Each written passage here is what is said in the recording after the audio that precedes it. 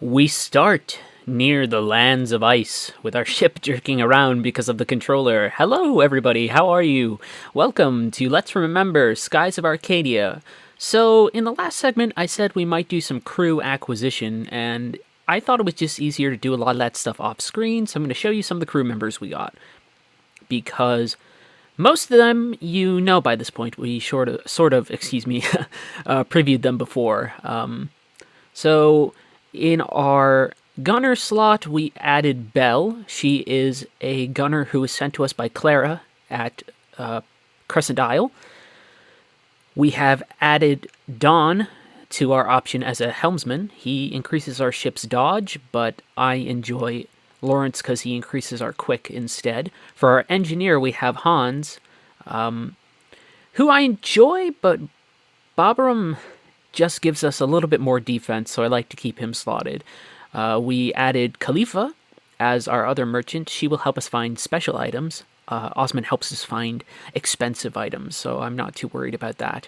And that's pretty much... Oh, no, actually, I forgot. Domingo. So, Domingo, we finally managed to recruit because I went around getting a lot of discoveries, and so he just increases our critical hits. Tika Tika does our torpedo hit percentage up, but I don't use torpedoes as often as I probably should all the time, so I have no problem sort of having Domingo there to increase the attack of our primary, which leaves only 2 crew members left. I know exactly where they are. It's going to be the Blacksmith Ryukon and the Alchemist Ilkimus, and they are awesome, and when I get them, they will bust the combat system wide open. Ilkimus, as I've alluded to before, gives you combat seeds that you can buy and just increase your stats for as long as you have money.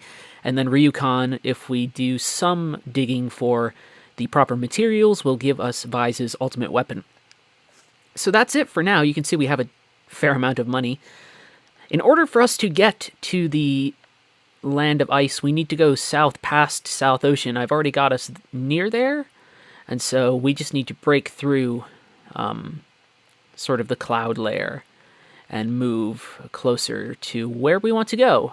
If I press the right button, obviously I discover the land of ice automatically. There's they have an aurora borealis sort of effect here, so it's like I'm not too worried about finding the aurora. I'll probably head straight towards the ruins of Glacia, which is going to be our main dungeon of this area. It's basically a quick dungeon, but it has a really good payoff at the end, so we'll try and keep everything in one segment. So I'll fight these enemies, and then I'll just sort of head straight towards Glacia if I can.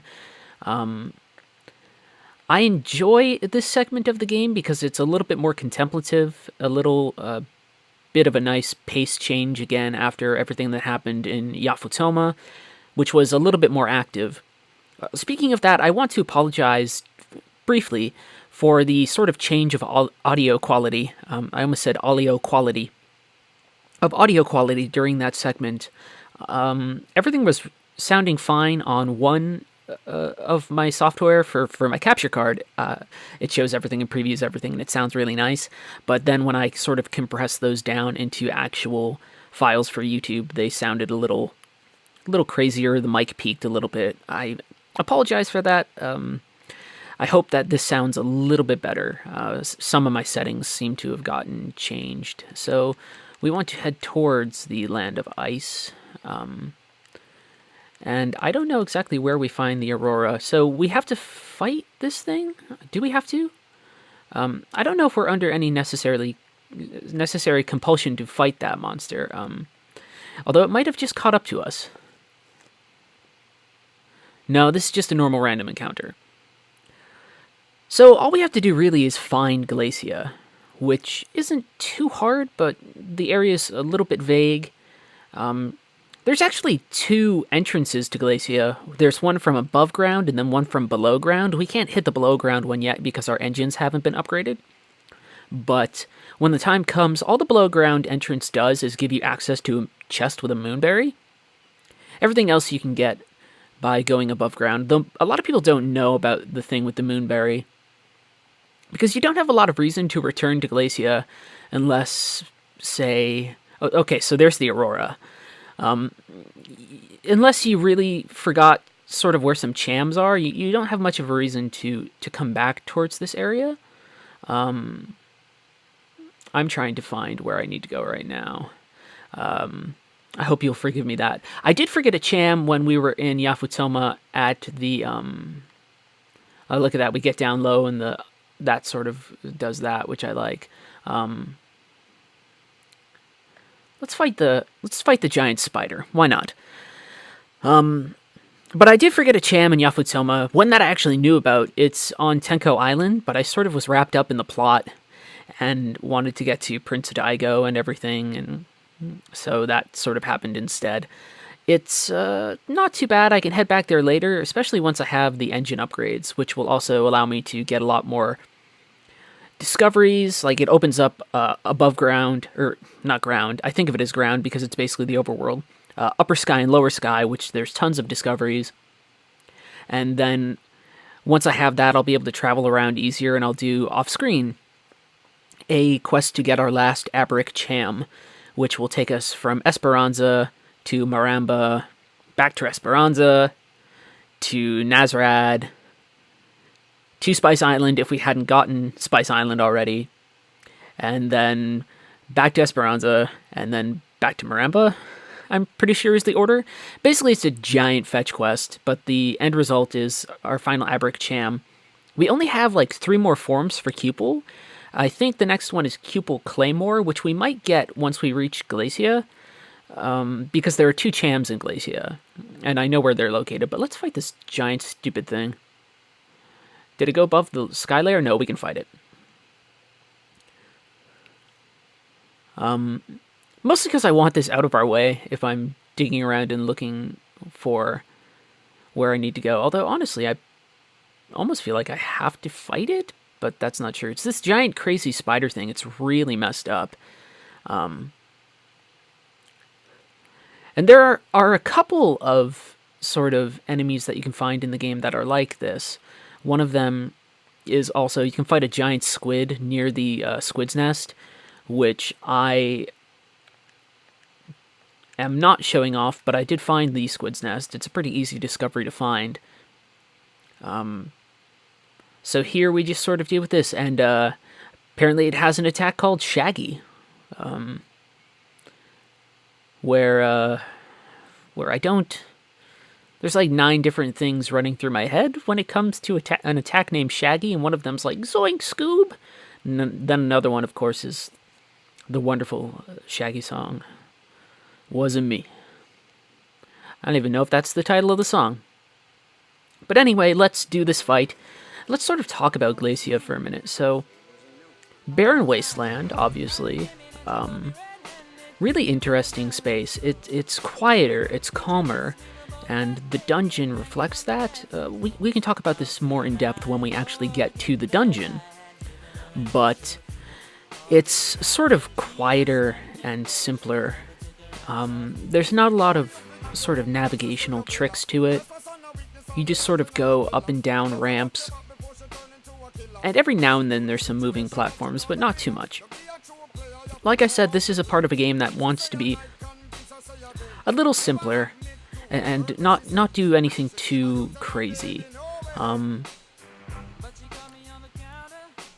So let us get behind it, which is the proper answer, and we'll sort of try and get in another hit, and focus, use Urala in the next round, and we'll try to do our best to defeat this monster fairly quickly. And that will free us up to move about the space a little bit. So there are moments when you're on the overworld map where it really is more effective, and although I probably could rush straight to Glacia, I'm still sort of readjusting to the... Not readjusting to the game. I don't need to readjust to the game, because that implies sort of a lack of familiarity with the systems or something. It has been a certain amount of time since I've really explored these spaces, and so in order to give myself some wiggle room, it's almost easier for me to destroy this boss. This will happen too a lot when you're looking for discoveries. Looking for discoveries in this game, although I don't really show it off too much, it's an absolute joy, right? It's a wonderful way to engage with the space. It gives a lot of history to the world, and I think it captures, to a large extent, the nice feeling of the game, at least in terms of expressing the feeling of true exploration and discovery. I mean, obviously they're called discoveries, but I mean, it really does play up all of these feelings of going around the world and finding all these strange new things, which is really great. But oftentimes some discoveries in other areas will have monsters around them, right? Or even like value in ships or air pirates. So that's sort of a thing that you have to deal with as you move forward. In fact, part of me wonders if I actually have to fight this enemy, which is possible, but not necessarily the case. I always forget. I know the general course of the rest of the game, right? So it's like Glacia, and then after this, I think it's Dangrel Island, and then after this, it's Deep Sky, and then after that, story stuff happens, which I don't want to talk about because that's like super spoilery territory, but I have the rest of the game sort of mapped out in my head. I'm drawing something resembling a blank spot here, if only because Glacia comes and goes fairly quickly. I don't recall the dungeon being that difficult to get through. I recall it having another strange boss at the end, which we can talk about. At least here, having a giant weird monster in a strange land makes sense. When it comes to the dungeon itself, it's one of those things like we encountered in Mount Kazai, where there's not really enough context for everything. And most people, when they think of crazy bosses in this game, I think that's one of the ones they think of.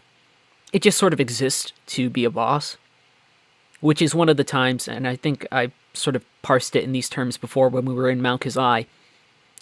It's one of the moments where sort of the feeling of Skies of Arcadia as a JRPG sort of cracks through a little bit. It doesn't quite hold up because it's sort of trying to do so many things at once. The issue with this boss, just to tangent for a moment, is that it's just really hard to hit. Like, if I could get into consecutive Moonstone Cannon hits really quickly, it'd be fine. But the game doesn't really give you all of those opportunities right away. But as I'm sort of discussing, this enemy showing up in this space makes a vague degree of sense, especially when we consider it in terms of like, oh, we're in a new space, and so we can find these giant monsters in the sky. But when it comes to, the dungeon space later on, the context of the dungeon compared to sort of what we find expressed through the boss we encounter, there's a fundamental odds expressed between them, which I think I'll discuss more in depth when I encounter the boss, but the space is saying one thing, and then the encounter is sort of saying another. Sort of that understanding of how spaces in games have languages to them that express certain implied meanings. And in this case, it's more or less a larger problem of just sort of not having everything on the same page, or it doesn't feel like everything is on the same page, at the very least. So we're going to be in good shape going into the next round. No matter what, we will end up destroying the giant monster that keeps attacking us with Shaggy. Like Zoink Scoob, it's the Harlem Globetrotters! I have to imagine that Shaggy is some sort of mistranslation. And I wish I knew more about this game's Japanese translation. Although I do know about more of like the censorship changes that were made. For instance, Beleza's outfit when she was Belina is changed in this. Obviously, we have Loka instead of Liquor. Sort of those small idiosyncratic things that you get when a Japanese title is transferred over to an American audience. And it's a strange sort of cultural difference, just insofar as what we find objectionable compared to what other spaces might find objectionable. So when I say we, obviously I mean America. And we have to remember, not that I want to talk about censorship too much or anything like that. A lot of what we censor in games tends to be a result of, I think, when you go way back to the fact that this was a country basically founded by Puritans. So if you ever wonder why we have no problem with violence, but we do have a problem with sexuality, it probably has a lot more to do with that than anything else in sort of our history, right? That's just sort of how that all functions. I think we just used up a perfect amount of spirit too, but Moonstone Cannon should take care of it. But with censorship, a lot of the things that are different in America, I think, can tend to be traced back to the religious origins of the country. And that's why sexuality is this thing that Americans sort of have problems with, and like violence is one thing that we don't have a problem with because the country was founded via a revolution, which we tend to romanticize to a certain extent. And then we also have the notion of westward expansion, which is why we sort of have a big mythology surrounding guns. Glacia is right here, I think. Yes, the ruins of ice. So I don't even know if we had to fight the crazy spider. The nice thing about this space is I know it fairly well, so I know there's a cham right there, and I know where the second one is as well. Doesn't matter who feeds the cham to Cupel, but I like to usually have Fina do it. A little bit of gameplay integration. Have we gone to the Cupel Claymore? No, we are still at the Cupel Spear. That's okay. So we'll heal up and we'll go into Glacia. So Glacia is a space devoid of people, with an exception that we'll get to when the time comes. And so really what we're dealing with is a space that just is really great. First off, it has amazing music. Let me turn that up for a minute.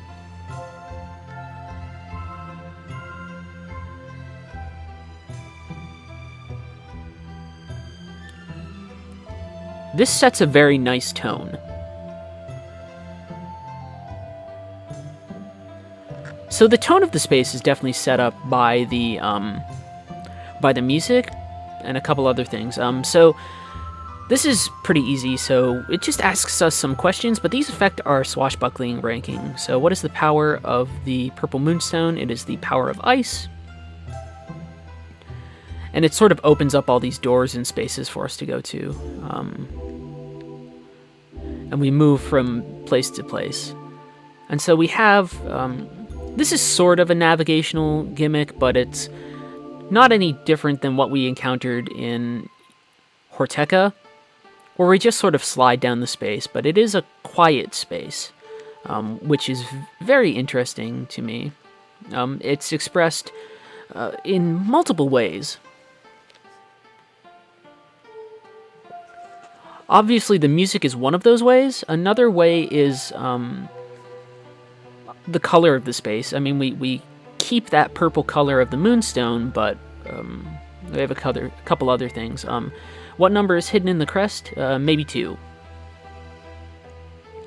Don't ask how I know all this. I just sort of remember it. I don't know how you're supposed to remember or what clues you have that sort of express what might be the solution to that.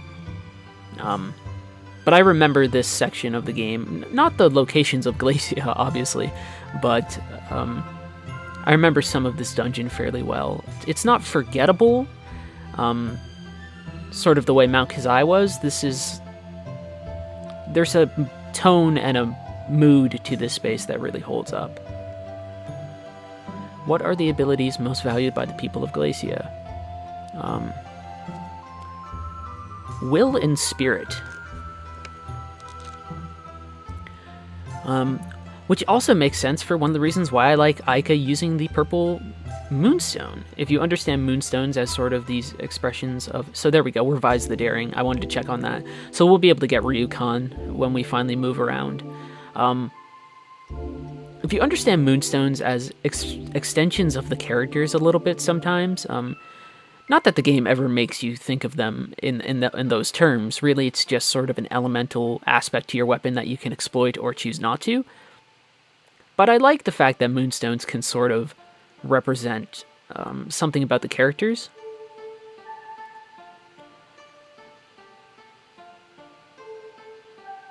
So here we go.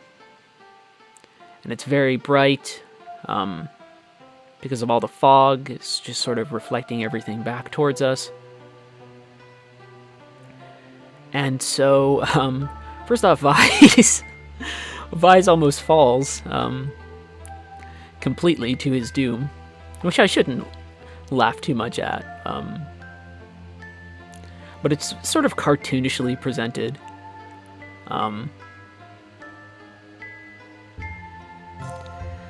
So we have this space where it's full of fog, and it's all very quiet, and everything is sort of ephemeral and everything. And so the most interesting thing about this space is how it's sort of carved into the ice and extends downwards. Sort of like they say right there, it's sort of like icicles coming right down. And so visually, this is also an interesting area because it is sort of, I don't want to say like backwards, right? But it's representative of the old world. It's untouched by the rains of destruction. And so if we want to understand the space above, the quote-unquote modern world as sort of building upwards, right? Here we find an extension downwards into the past, which is sort of reflected here in the imagery, although it's not necessarily something that I think the game is intentionally going for.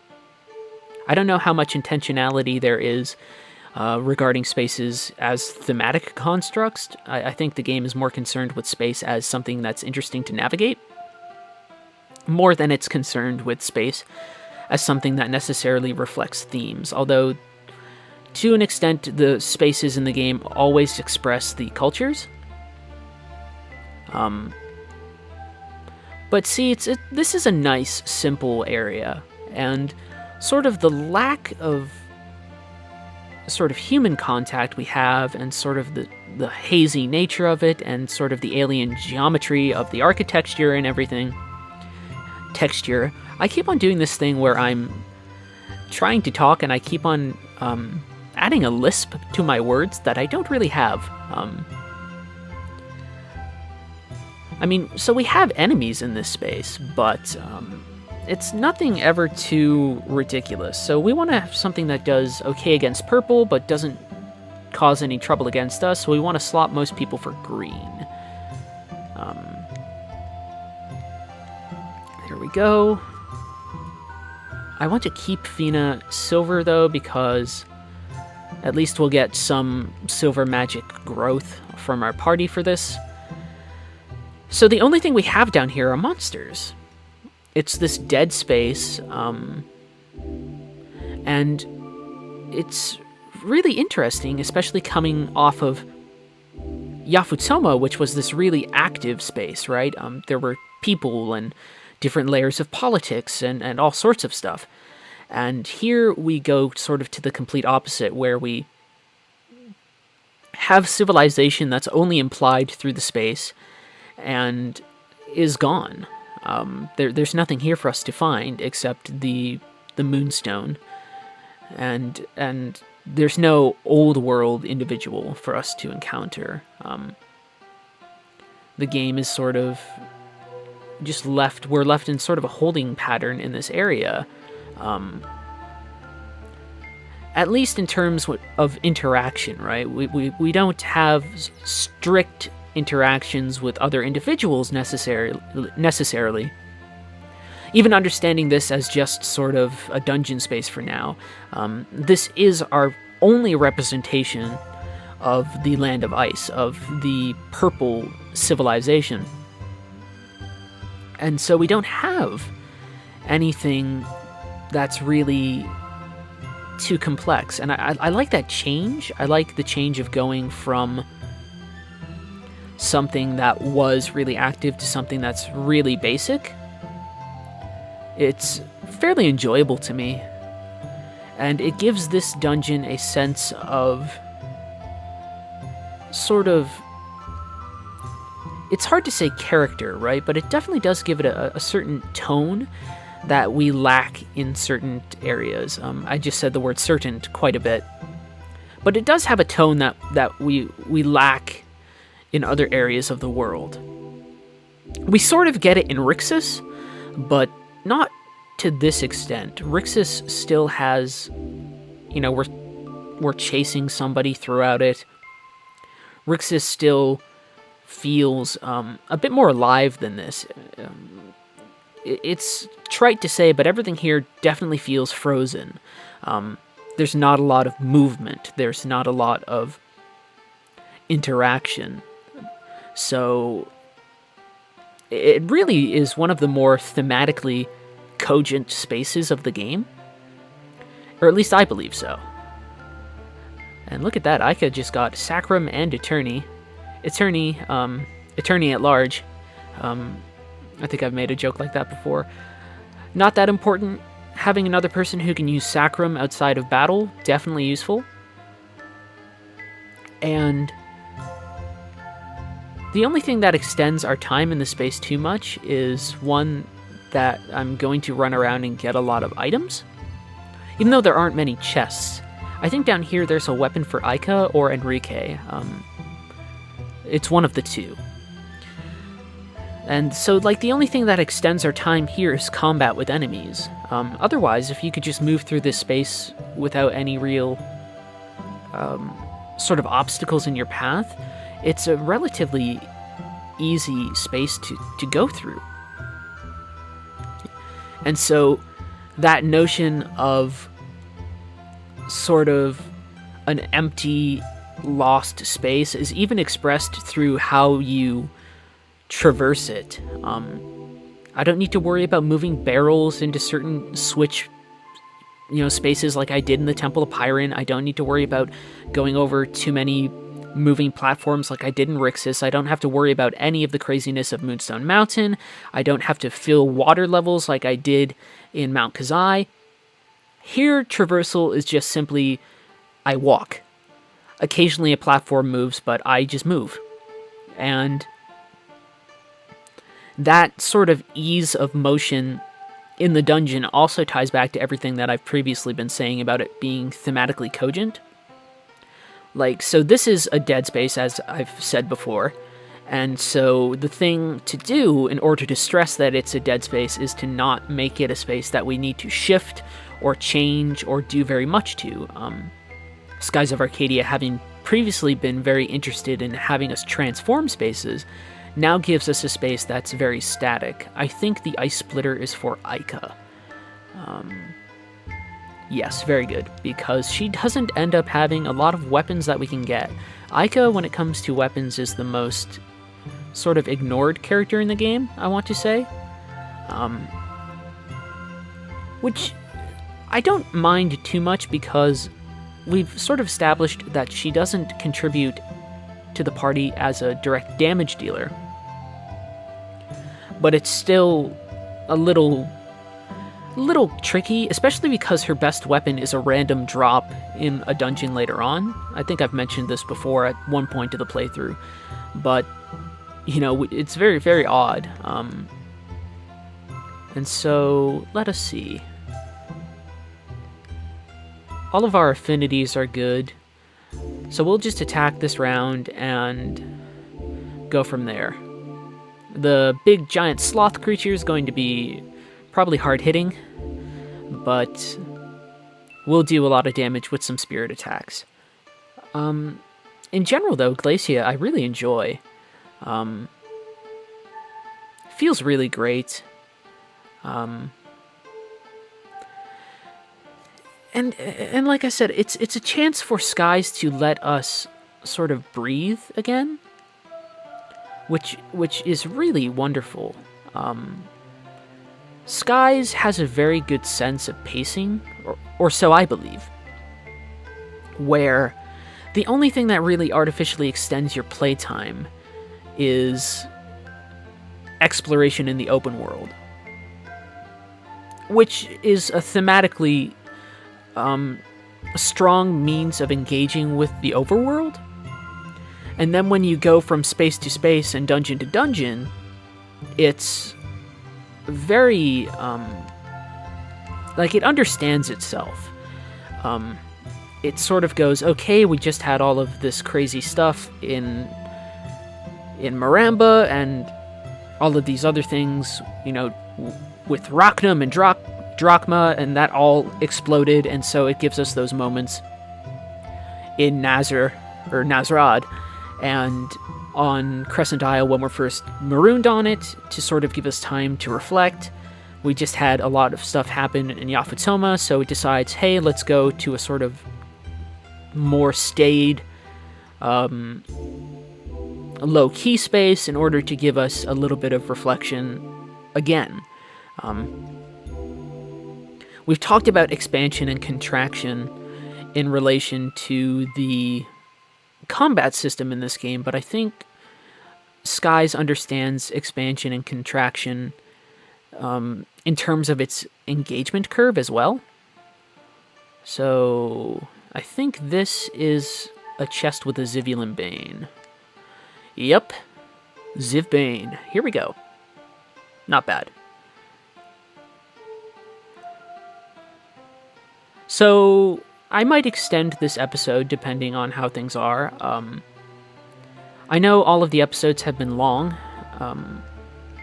which, that's not a problem. Oh, it's red, that's right. So we should change to... We should probably change to blue, right? Yeah. And then we'll just remember to switch back to green in the next segment. Where's blue? I got distracted. Let's see if we can use Lunar Glyph on the Ziv. That would be nice. Does it work? Nope, didn't work.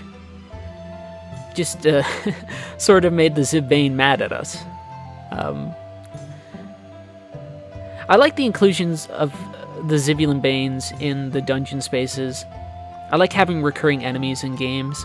I enjoy in Skies of Arcadia Legends when they actually give some semblance of more history to the Zivulan Banes, because I've mentioned before, I believe, there's a lot of stuff in this segment I think I've mentioned before. One of the bounties is Lord Bane, which sort of gives a little bit more feeling of the Zivulan Banes as these tribes of, these treasure hunting tribe, as opposed to just sort of random enemies that you find. I mean, it's sort of implied here too, but giving them a vague hierarchy is sort of nice too. Aika might be knocked out.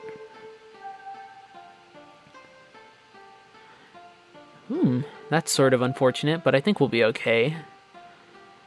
If we were really concerned, we can use Lunar Light, which I think I might do anyway, as a way to save us too much hassle from healing outside of battle.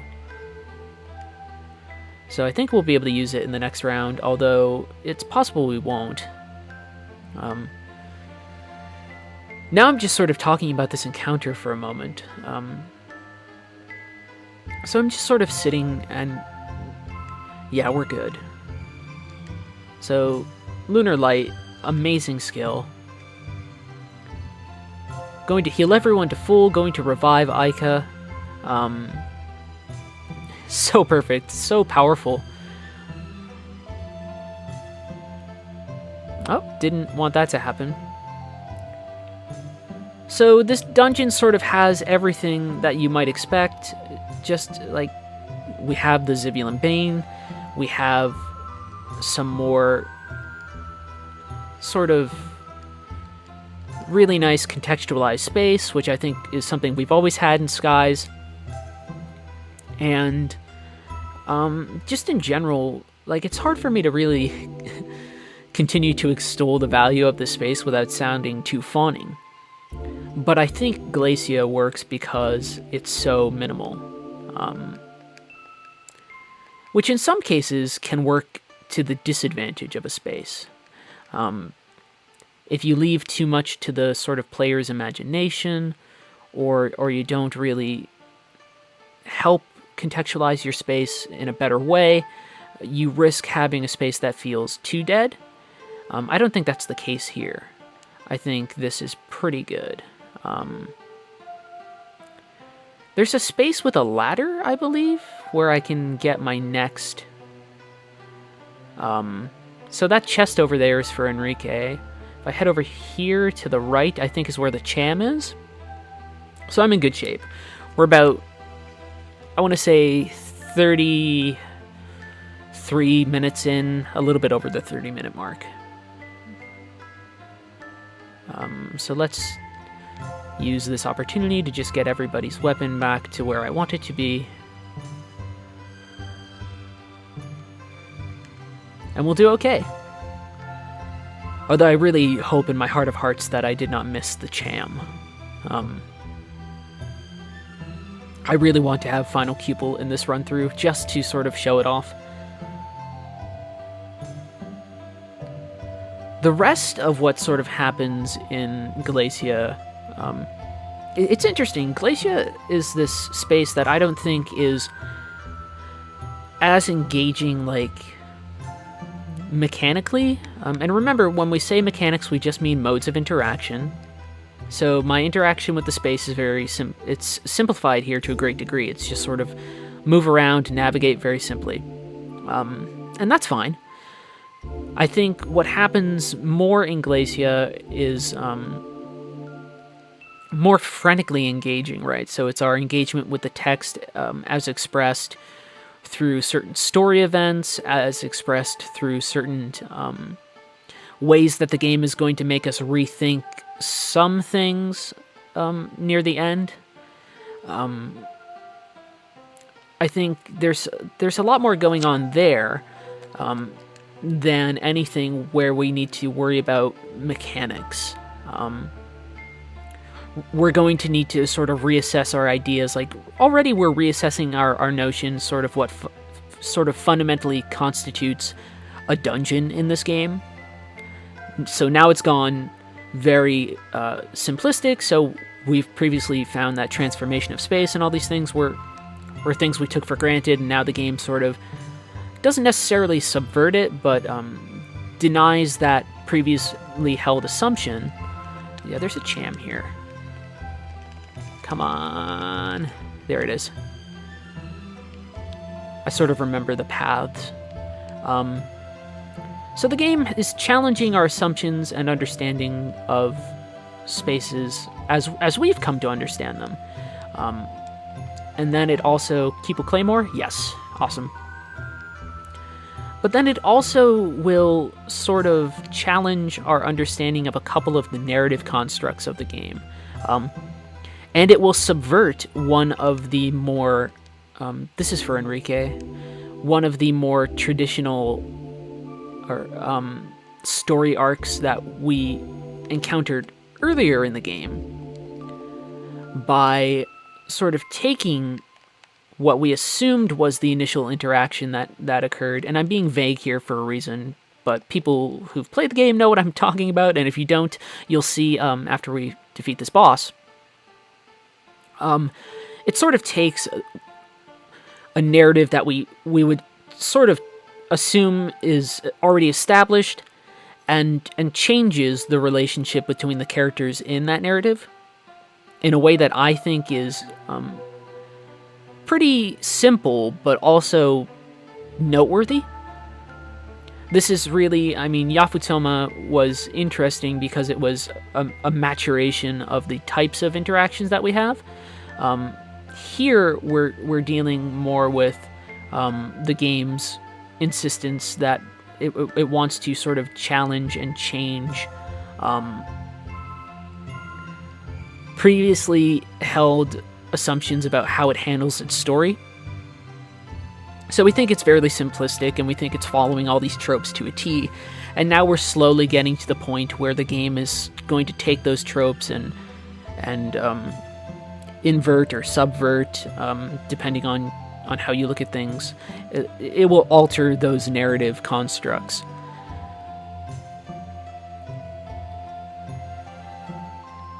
Which I think is one of the strengths. I think this game builds up a nice understanding of things and then sort of changes them. So, this boss, I mean, there's some vague implicit history there of like, oh, it came down from the ice. Look, it's a monster that was here from ages past or whatever. But it's another thing where we had that problem with Tortugar in in Mount Kazai. Excuse me, my mind just froze while I was looking at the design here, because I like the design. So like Veltarn just exists. It just exists to be a boss, which is sort of a bummer. Or at least I think so. Can't do Lunar Blessing, so we'll just attack. We're not in for a lot of trouble. We'll be pretty okay. Our levels are actually in a very nice place because of the off-screen adventuring I did. So, like, I like the design of Veltarn, but what I don't really enjoy is just, like, its presence. Glacia, I think, would be so much more interesting as a space because, you know, I've already sort of established why I think it's interesting in and of itself. Because it takes the notions we've had of architecture and sort of messes with them a little bit. And I think that there's power to that. We're just going to use our Aura of Valor and attack pretty crazily during the next round. But what I'm trying to say is that Glacia is this space that sort of tries to alter our engagement with dungeons. And I think a great way that it could have done that was by just cutting out the fat and not even having a boss, because what's happening here in Glacia is far more interesting narratively, or even just on a visual design level, right? Strong color palettes, sort of really nice storytelling baked into the space. And I think that illusion is sort of broken a little bit by the presence of Veltarn. So now that we have a full crew, using blue rogues is very tempting, so let's go for it. And so let's see who we got. It's going to be Lawrence first.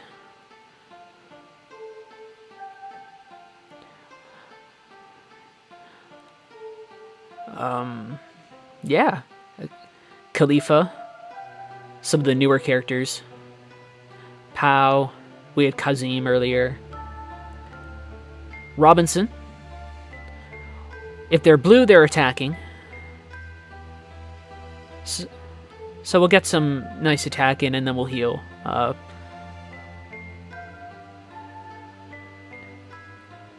Domingo. Who I like. Did I say... That's Khalifa, and Kirala was earlier. This is Urala. I like having the characters sort of come together. And it does a decent amount. I probably should have used Prophecy just to sort of expedite the process of exploring this space, but we're about 40-something minutes in now, I would bet, so I'm not too worried about that. Really, it's just more a matter of building up to... whoa! It can use an instant death laser. Did not realize it could do that. So we might use Lunar Light again. Which is unfortunate because it changes how much or how quickly we are attacking. Yeah, so Lunar Light. Incredibly important skill. So I maybe should have used Prophecy, but this playthrough is also about sort of sharing stuff and showing off stuff. So showing off some of the new blue rogues, I think that's pretty cool. And we're healed in time for this big attack. I wish you could skip sort of enemy attack animations, but you can't, unfortunately. But I really do think that this encounter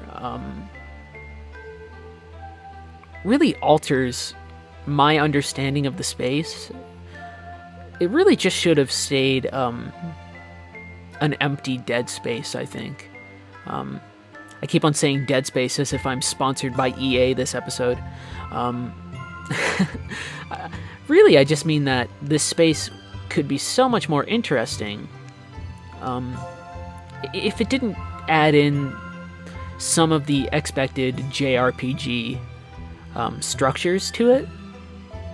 If it just sort of took those structures and dismantled them. So, will people survive this attack? It'll hit Vise and Fina again. Oh boy. So Fina's down, which is unfortunate. We have Ryzlum crystals though, so we could use that if we want. Which I might in fact do. So a bit tougher of a fight than I've sort of wanted it to be. But that is no issue. We'll be okay.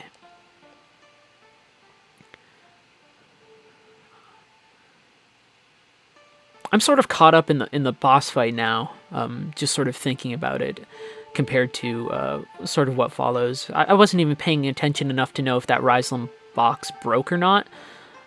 Instant death? Ugh. Messing with us.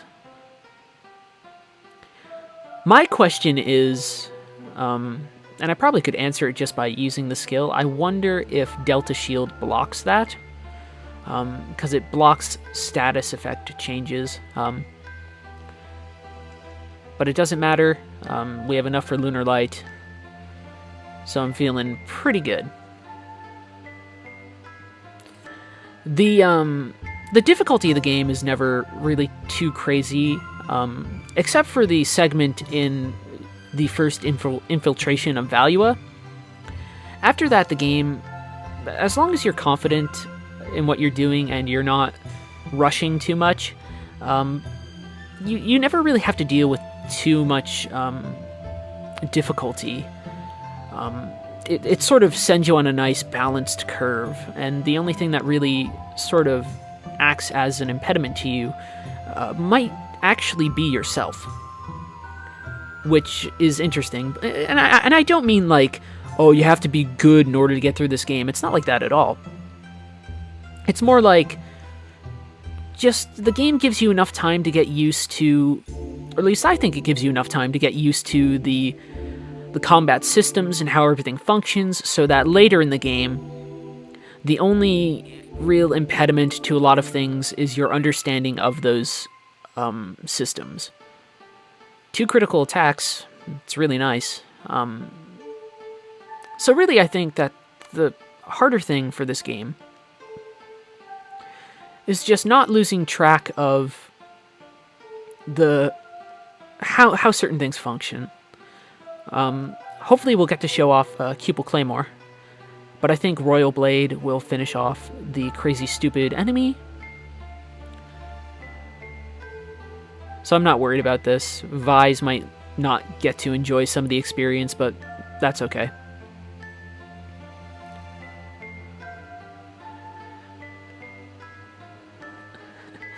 We're all in fairly good spaces. Again, that's sort of a thing about the combat that I don't like is player characters, actors losing out on experience if they're unconscious, but we sort of deal with it, and the game never lets a character fall too far behind.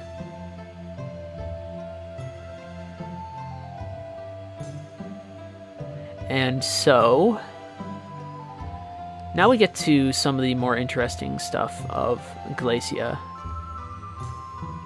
For sure. Is here because we are going to encounter the Purple Gigas. And I like what they've done. It's baked into the game from an early point. And in fact, the Purple Gigas is the first Gigas that we ever see in the game. And you'll see who it is in a minute if you don't sort of understand. But Within the mist, we find Drachma, which amazing coincidences in this game, but what's going on here is great. Drachma is in this space. We last thought he was gone, and he sort of returned to us. It's really great. And so now we have the story. And the Gigas, who, if you haven't realized, is our favorite arc whale, Rochnum. Rochnum is the purple Gigas. Rochnum has the purple moonstone. We encountered a Gigas and a moonstone before we understood what it was. And so now we are taking the Moby Dick, Captain Ahab, from Hell's Heart I spit at thee type of thing. From Hell's Heart I stab at thee. And it changes. So Drachma sees that Rochnum is dying. And the relationship between Rochnum and Drachma has changed quite a bit. So Rochnum pulled the ship here to his home. And so Drachma, throughout the rest of the story since we've been away, has just been here tending to Rochnum. It's really interesting. And the moon crystal is there, and Rochnum is the purple Gigas. Plurgoth.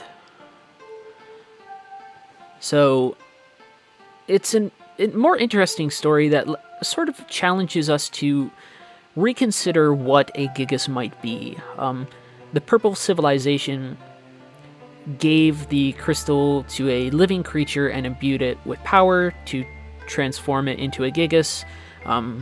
It sort of ravaged the land. So it's this living creature. Not that all of the Gigas are these living creatures. Rakumin very clearly seems to me, in my mind, a constructed being. But now we have to realize, like, these are, they're giant monsters, but unlike Grendel, like, some of them are just like animals. Like, and I know we sort of had that with Blueheim, but we don't really get to face up to what that might mean until here. Where we have this change, too, where we see the Gigas as something a bit more sentient and alive, and so does Drachma, so he stays with Rochnum. And so we think that we have this crazy Ahab story, and instead we've just changed it completely. We get to a point, because this is a story about really good people, we get to a point where Drachma sort of forgives his Moby Dick creature. His monster he forgives, and Ahab didn't. And Drachma's like, I'm here for you.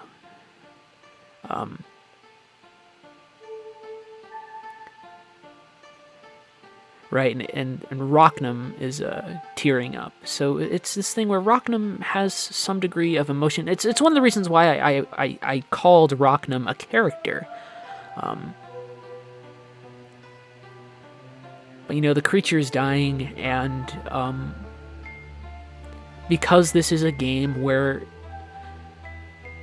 people are good, Drachma is there for the monster that killed his son and destroyed his crew. Drachma stands by the creature and sort of comforts it as it dies. So in this sense, I find Glacia and the sort of purple segment of the game far more interesting than some of the stuff that's followed, and it's relatively simple in how it gets these things across. It's a simple dungeon, it's a quiet space, and we get a quiet moment at the end that sort of changes what we think about some of our previously held assumptions about how the story of Drachma was structured, about all kinds of things. And we get a movement back to that image that I talked about before, except instead of the feathers falling down into the sky and being clutched by a desperate young boy, they are being let go by an old man who's sort of at peace with himself. And they fly off, and it takes that image and inverts it in a way that I find really nice.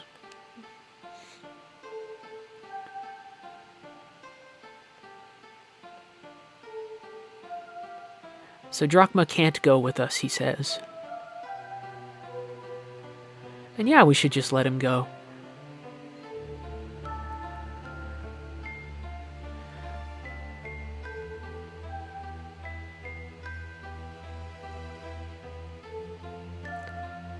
And it's nice to have these characters reunite and commiserate and everything. And reaffirm their connection, right? You're not alone, Captain. Simple sentiments, but they work, right? No matter how far apart we become, we're still sailing the same sky. And I'm taken in by that sort of simple romanticism, right? I find it very affecting. But I also think it's reflective of the honesty and the kindness that this game wants to affirm constantly. And so a parting like this might be bittersweet, but there's also a notion that you meet people and you're irrevocably tied to them, which is fantastic. And so that, controller, stop going crazy, that was Glacia. That is definitely one of my favorite segments of the game. And I will see you in the next video. Thank you for watching. I love you very much. Bye.